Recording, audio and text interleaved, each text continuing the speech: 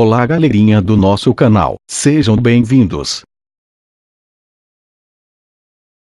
Hoje vamos falar sobre o uso racional dos AINES, os famosos anti-inflamatórios não esteroidais ou não hormonais.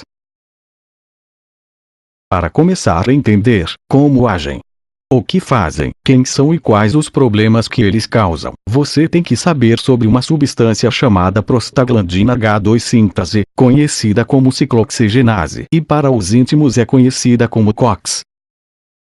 COX é uma glicoproteína que atua na cascata do ácido araquidônico. A cascata do ácido araquidônico nada mais é do que uma via metabólica do nosso organismo que está relacionada com a síntese de substâncias mediadores de fenômenos fisiológicos como a inflamação, febre e a dor.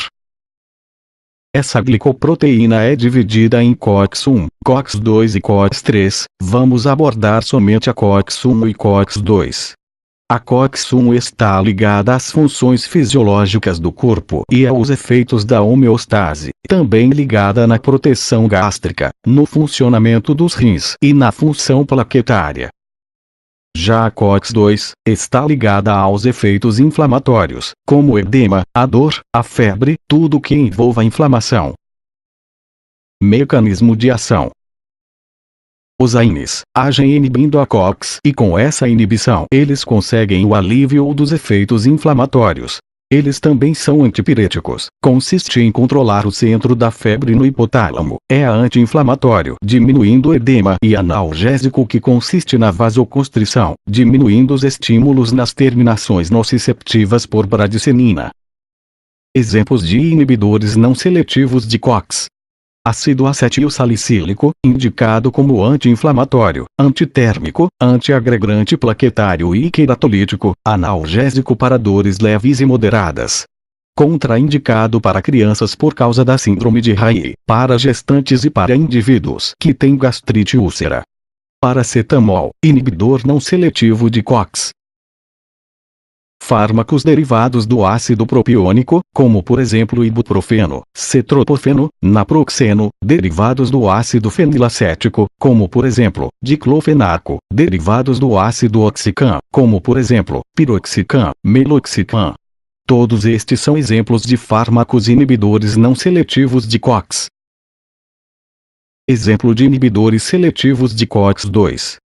Celecoxib, contém retenção de receita e só pode ser consumido por um certo período de tempo. Observação. Depois de estudos, ficou comprovados que os efeitos colaterais dos AINES, inibidores de COX-2, causam mais danos à saúde do que os efeitos colaterais dos AINES, não seletivos. Por isso alguns fármacos deixaram de ser produzidos e os que restaram no mercado hoje em dia precisam de receitas e prescrições médicas para serem utilizados. Como exemplo o Celecoxib. Orientação farmacêutica. O fato de alguns representantes da classe dos AINES não necessitarem de prescrição médica para realizar sua compra, contribui mais ainda para o uso irracional destes fármacos.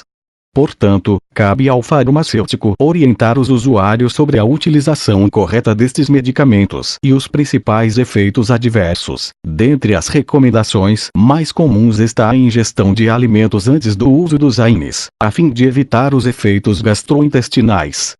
O farmacêutico também deve alertar quanto ao uso exagerado destes fármacos, pois esse tipo de uso poderá prejudicar a saúde do paciente causando taquicardia, espasmos, lapsos de memória e sequelas mentais. Alertando também sobre a interação medicamentosa entre os AINES e os antihipertensivos, a qual os AINES diminuem a atividade farmacológica dos medicamentos utilizados para a hipertensão. Assim faz-se necessário esclarecimento aos pacientes sobre os possíveis riscos de usar este medicamento sem orientação médica. O farmacêutico deve assegurar estas informações ao paciente para que seja evitado problemas relacionados a tais medicamentos.